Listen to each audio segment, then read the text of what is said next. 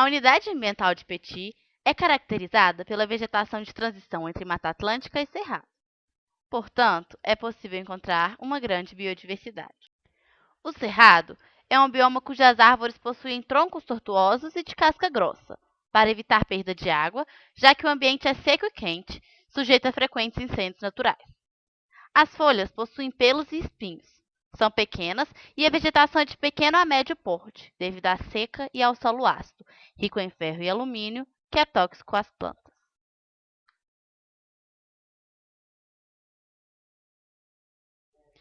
Na Mata Atlântica, as características são muito diferentes. Como o clima é úmido, as árvores desenvolvem-se mais, sendo então de grande porte e com folhas largas, conhecidas como latifoliadas. O solo não é muito rico, porém possui sobre ele uma camada rica em matéria orgânica, chamada serra-pilheira, composta por folhas e gravetos em decomposição, que geram grande fertilidade para as plantas e árvores.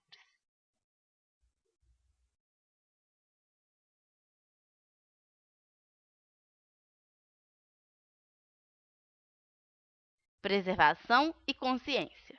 É disso que a gente precisa.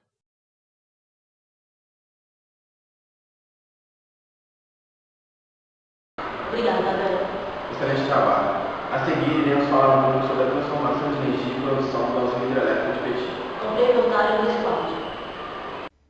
As usinas hidrelétricas são sistemas que transformam a energia cinética, obtida a partir da queda livre de um volume de água represado, em energia elétrica por meio da ação conjunta de turbinas e geradores.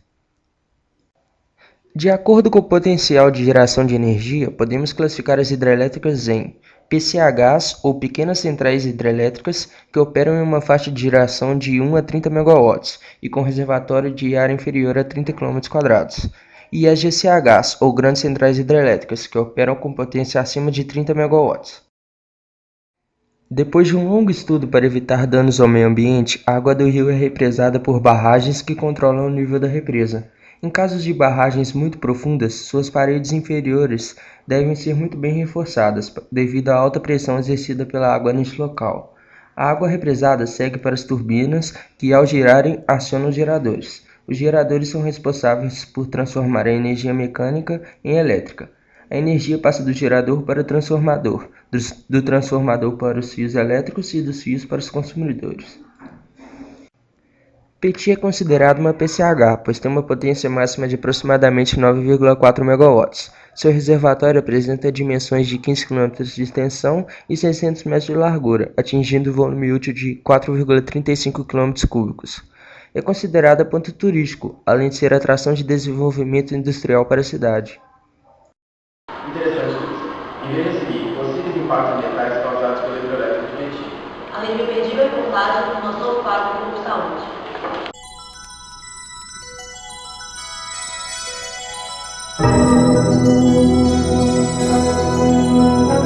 Have you ever thought that the Earth is our only way to survive?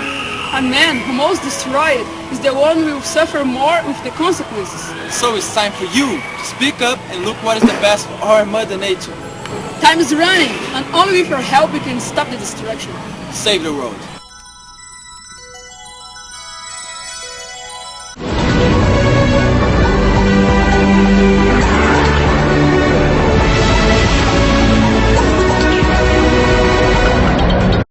Estamos de volta e o próximo tema a ser abordado serão os impactos ambientais nas usinas hidrelétricas.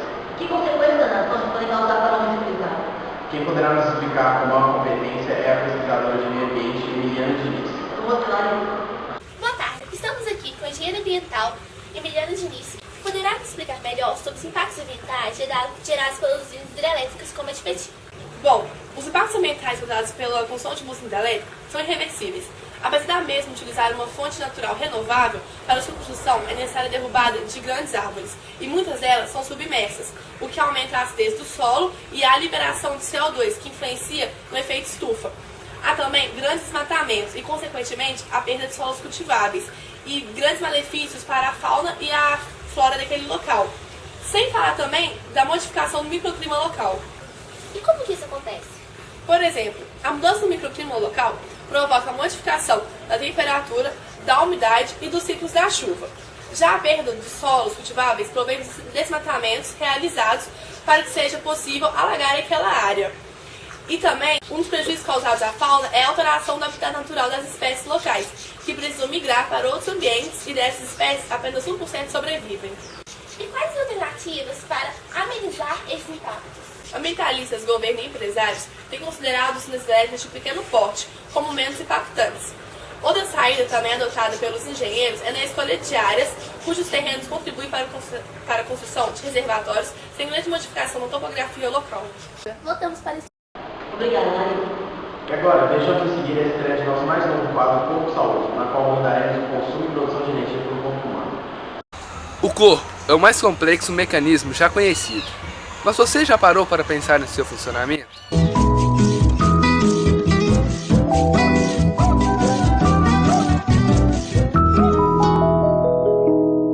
No quadro Corpo e Saúde de hoje, será abordado o funcionamento do corpo humano comparado ao de uma usina hidrelétrica. Para não prejudicar o meio ambiente, a água do rio é represada por barragens. Elas controlam o nível da represa. Se chover muito, as comportas se abrem e dão vazão ao excesso de água. A água represada entra com grande pressão em um aqueduto e segue em direção às turbinas, que são as responsáveis pela geração de energia. A turbina é formada por pás. A água passa e gira essas pás, que presas em um eixo acionam o gerador da usina, transformando energia mecânica em energia elétrica. O transformador aumenta a tensão da energia, permitindo que ela viaje pelos fios e chegue até as casas, prédios, escolas, lojas.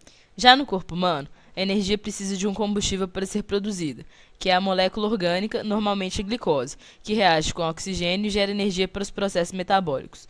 Na hidrelétrica, essa função é exercida pela turbina. Essa energia que foi gerada nas células é transportada pelo sangue e levada aos órgãos para manter o seu funcionamento. E com essa matéria, encerramos o nosso quadro Corpo e Saúde. Boa tarde. Nosso próximo último bloco, veremos a importância da água e da ambiental.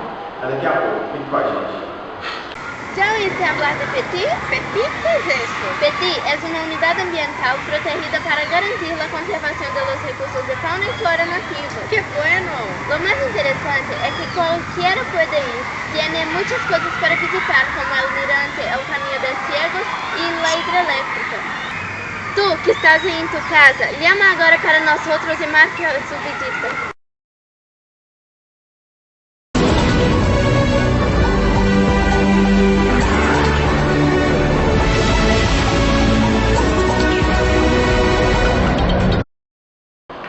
Estamos de volta para o Tarde e Gustavo. Queremos informar um pouco sobre a indiscutível importância da água para os seres vivos. A água é o constituinte mais característico da Terra, ingrediente essencial da vida. A água é talvez o recurso mais precioso que a Terra fornece à humanidade.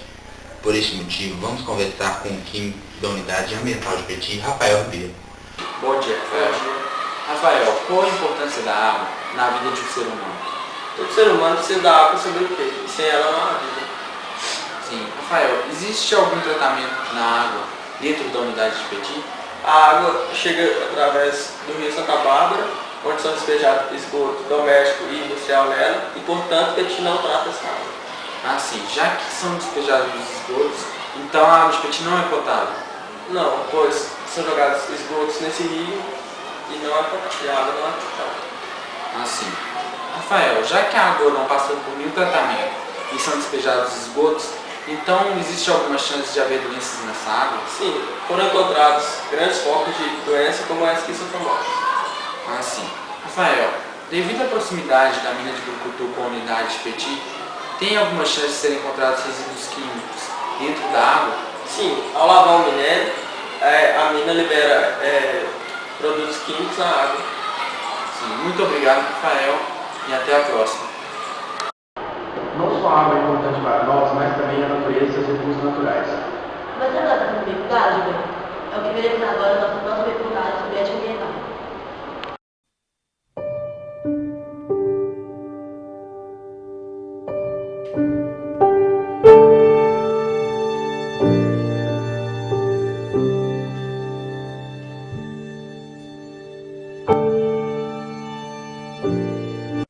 A usina de Petit é um exemplo de desenvolvimento sustentável, pois a água que ela usa para produzir eletricidade não é desperdiçada nem poluída.